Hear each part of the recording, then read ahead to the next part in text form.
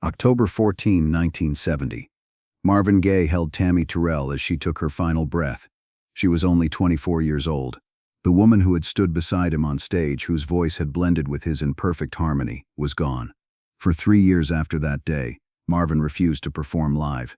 He couldn't step into a spotlight without remembering the night in Virginia when Tammi collapsed in his arms mid-performance. What the world didn't know was that her death didn't just end their musical partnership. It destroyed something fundamental in Marvin's soul, opening a door to darkness he would never close.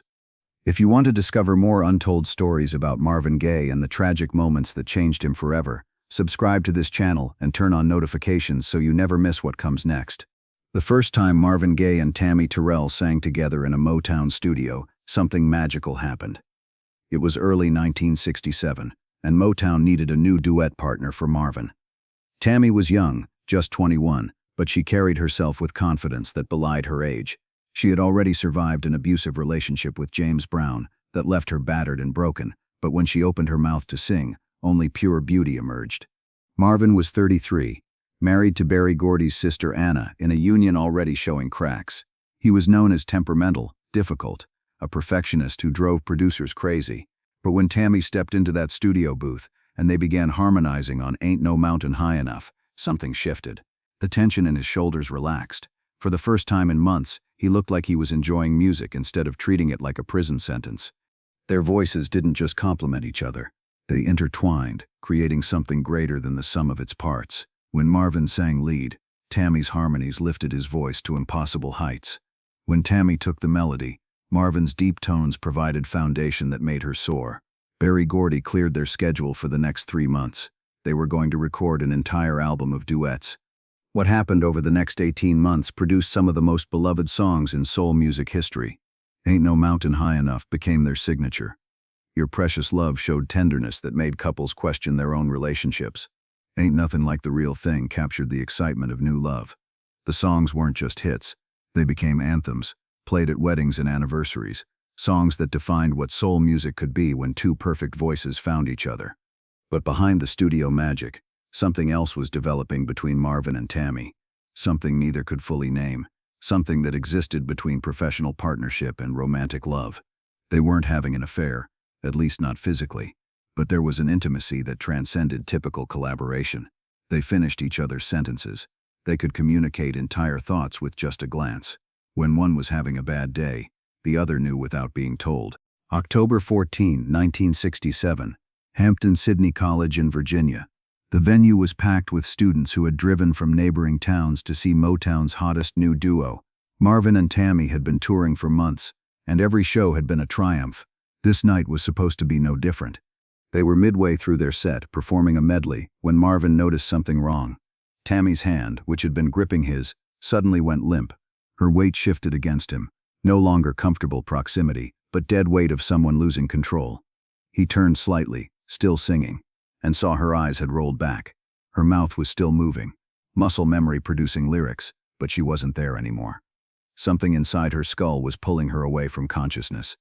Then she fell, not dramatically like in movies, but messier, more frightening. Her knees buckled and she pitched forward. Marvin caught her before she hit the stage floor. The band kept playing for a few seconds, uncertain if this was part of the show. The audience thought the same thing, a few even applauding. But then Marvin shouted for help, his voice cutting through the music with raw panic, and everyone understood something terrible was happening. Backstage was chaos. Someone called an ambulance. Marvin held Tammi, her head cradled against his chest, watching helplessly as her body seized. Blood trickled from her nose, the first visible sign that something inside was breaking down. The ambulance arrived within 10 minutes, but to Marvin those minutes stretched into hours. He rode with her to the hospital, holding her hand, talking to her even though she couldn't respond, telling her she was going to be okay. The diagnosis came 2 days later. Tammi Terrell had a malignant brain tumor. It had probably been there for months, growing slowly until it pressed against parts of her brain controlling motor function and consciousness. That's what caused the collapse. Unless surgery could extract this invader without destroying brain tissue, Tammi was going to die. Even with surgery, the prognosis was uncertain.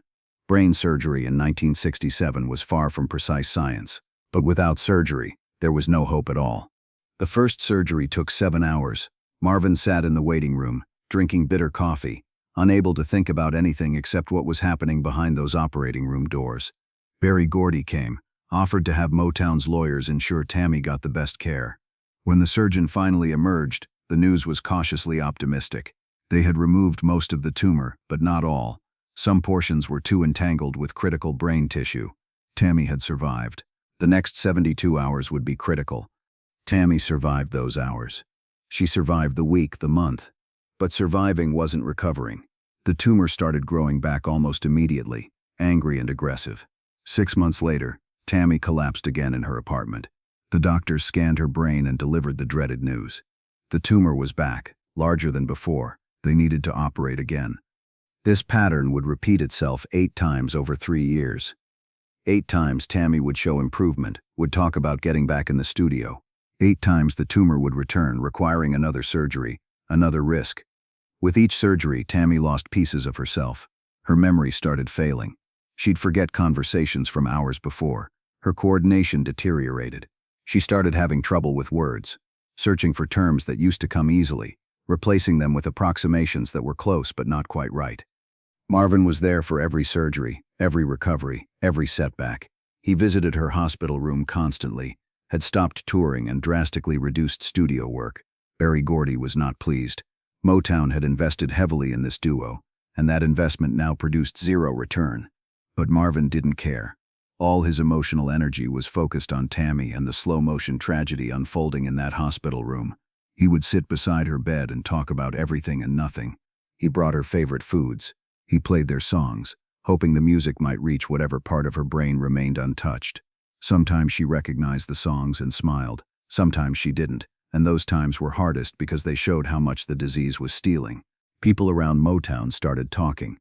Why was Marvin so devoted to Tammi? His behavior went beyond professional courtesy or deep friendship. He was there more than her own family sometimes.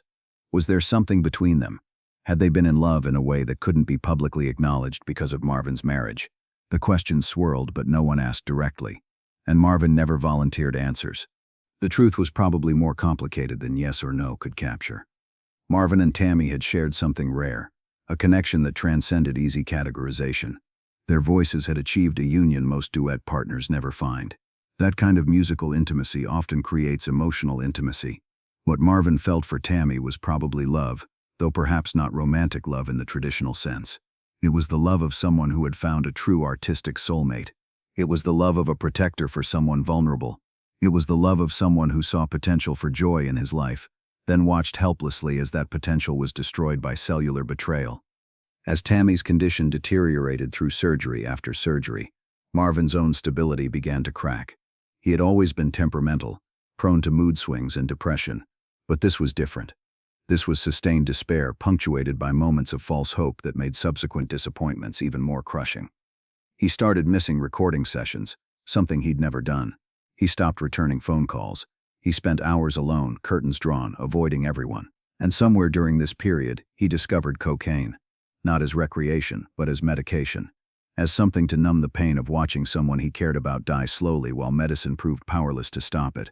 Tammi Terrell died on October 14, 1970, exactly 3 years after that first collapse in Virginia.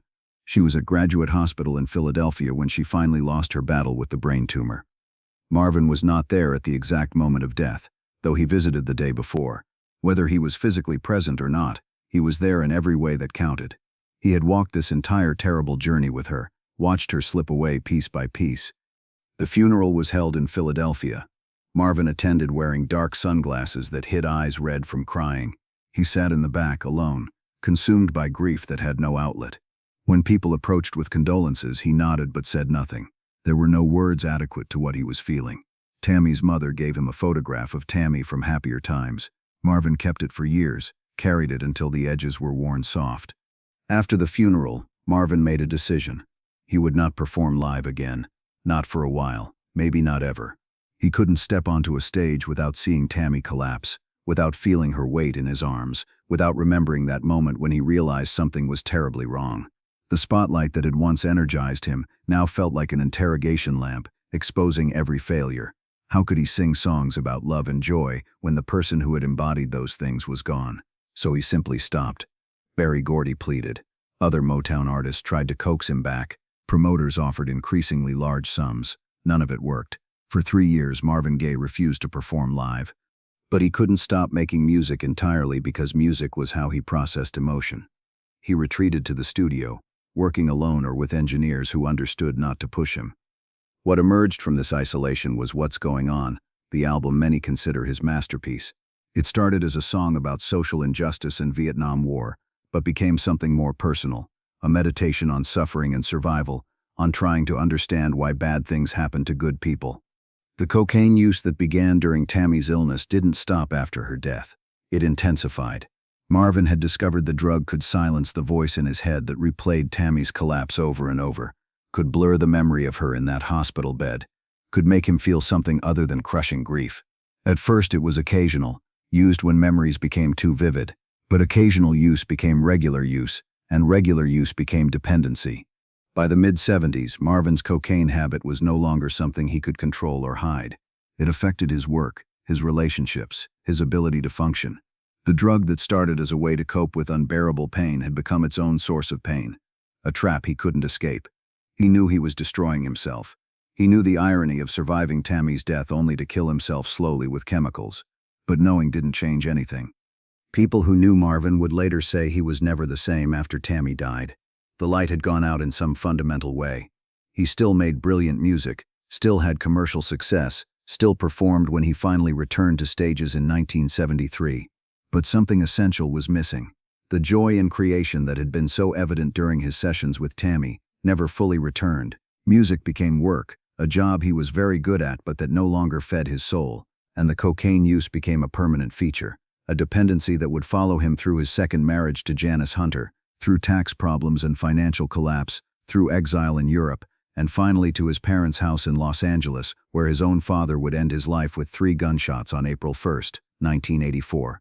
When people talk about what destroyed Marvin Gaye, they usually focus on his father, on abuse and dysfunction, on the complicated legacy of violence, and that's part of the story. But the truth is that Marvin's destruction began years earlier, in a Philadelphia hospital room, where a 24-year-old woman lost her battle with brain cancer. Tammi Terrell's death didn't just end a musical partnership. It broke something in Marvin that never healed, opened a wound that never closed, started him down a path of self-medication that would eventually lead to his own violent death 14 years later. In interviews during his last years, Marvin would sometimes talk about Tammi. He would describe her as an angel, as the purest voice he ever heard, as someone taken too soon. He would talk about how their duets represented the happiest period of his musical career, a brief window when everything felt effortless and right. And if you listened carefully, you could hear the regret for words never spoken, for feelings never fully expressed, for a relationship that existed in the space between professional and romantic and never quite resolved itself. The songs they created together remain, beautiful artifacts of a partnership that ended too soon. Ain't No Mountain High Enough still plays at weddings. Your Precious Love still makes people feel the possibility of perfect union. These songs are Tammi Terrell's legacy, proof that she existed and mattered and created something that outlasted her brief time on Earth.